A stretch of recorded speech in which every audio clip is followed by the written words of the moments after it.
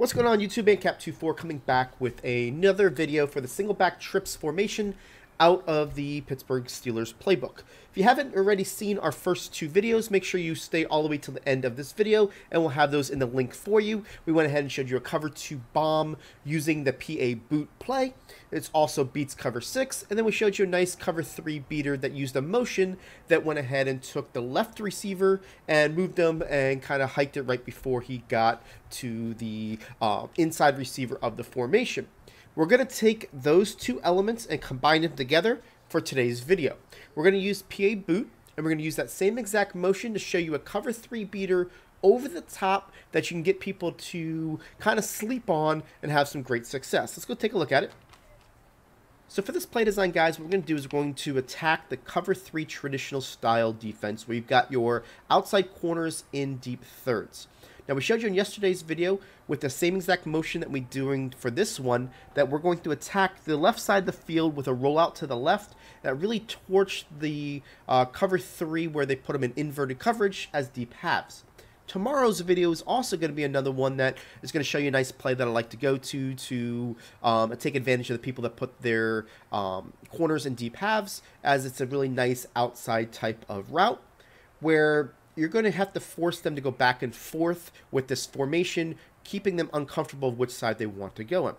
Another thing I'm noticing lately is that people do tend to put the wide side corner in deep half, but don't always put the short side corner, which in this side is the right side of the field, on that deep half because they want to keep that player a little bit closer to the sidelines so they don't get manipulated into the middle.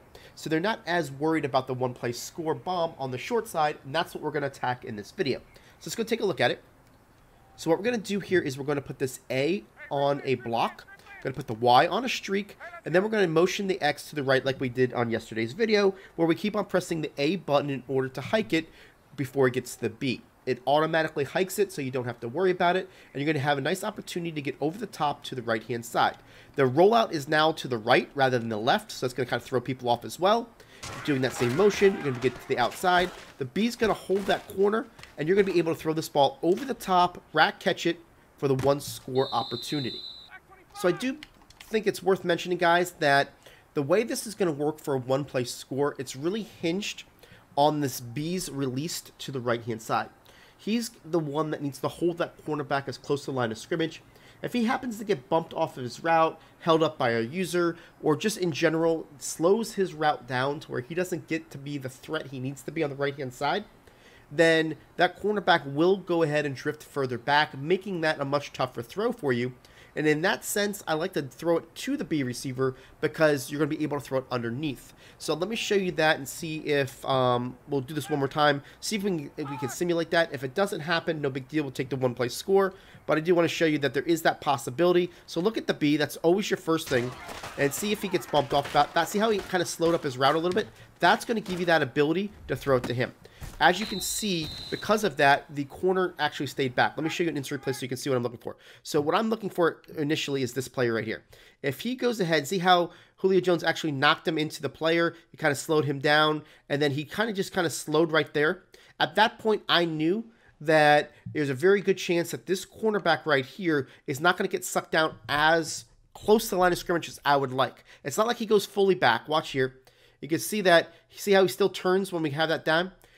And I threw it right there, but you could have definitely had the opportunity of going over the top. But in this case, you saw that I had people in my face, 1. And 2, it would have definitely been a tougher throw for us. So I took the better of the two options and threw it to that player. So I wanted to make sure that you saw that because that's really going to be something that you want to have for a successful play here. Now, this also works exactly the same way when they're doing the inverted coverage, where the guy's going to follow the guy naturally where they're in the deep halves, and that's the target you want to throw to.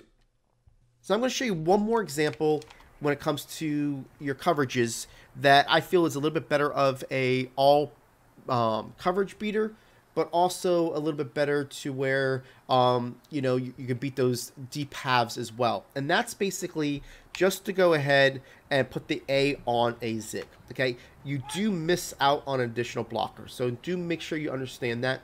But he will pull down coverage a lot easier to where now the B becomes a viable option against cover 2, cover 3, cover 4, all coverages while still being able to throw the one-play score if you've got the time and the ability.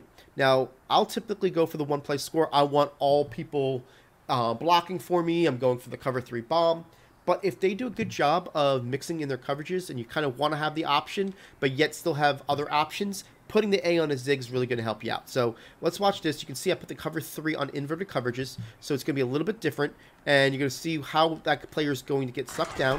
You can see that A sucks that player down. Now you're going to be able to throw that ball right there, and you got a really easy catch because of the way that it really was designed. Now, if you're doing this against the one-play score, it's still going to work, right?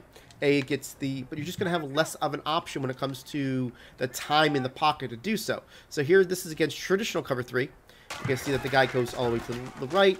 Now, I could throw it to the B right there, but I'm going to go for the one-play score because I saw that I had the time to do so. So it gives you a lot more options as far as a 1-2 type of deal.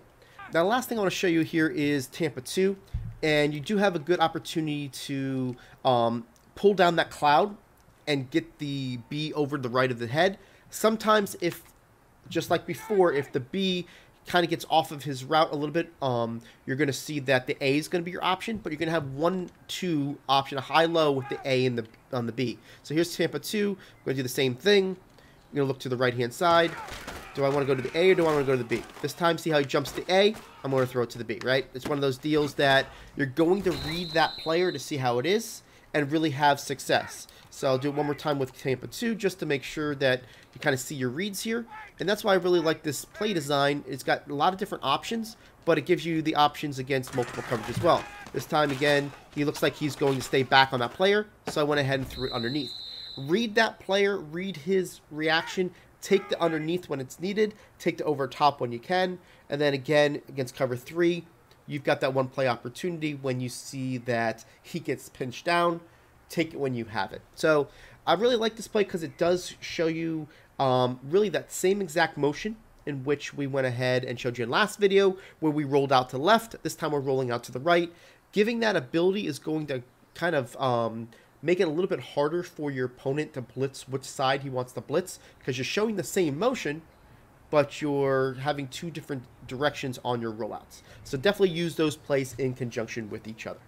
I want to say thank you for everybody that has watched this video all the way to the end. We do appreciate your support. If you got something useful out of this video, go ahead and hit that like button. It does really help us grow our channel. If you're new to our channel and haven't seen one of the videos that are on your screen right now, go ahead and check it out for some great Madden content. And don't forget to hit that subscribe button.